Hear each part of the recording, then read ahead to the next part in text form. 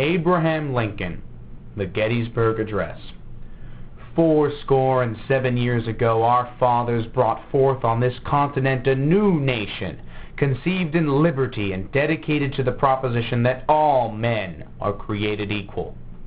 Now we are engaged in a great civil war, testing whether that nation or any nation so conceived and so dedicated can long endure. We are met on a great battlefield of that war.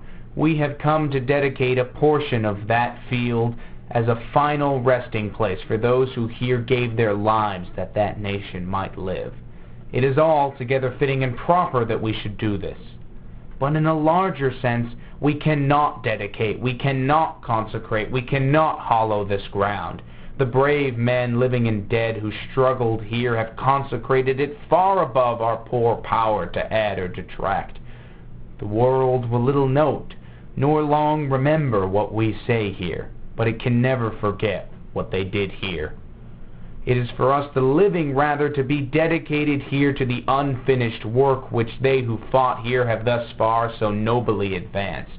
It is rather for us to be here dedicated to the great task remaining before us, that from these honored dead we take increased devotion to that cause for which they gave the last full measure of devotion. That we here highly resolve that these dead shall not have died in vain, that this nation under God shall have a new birth of freedom, and that the government of the people, by the people, for the people, shall not perish from the earth.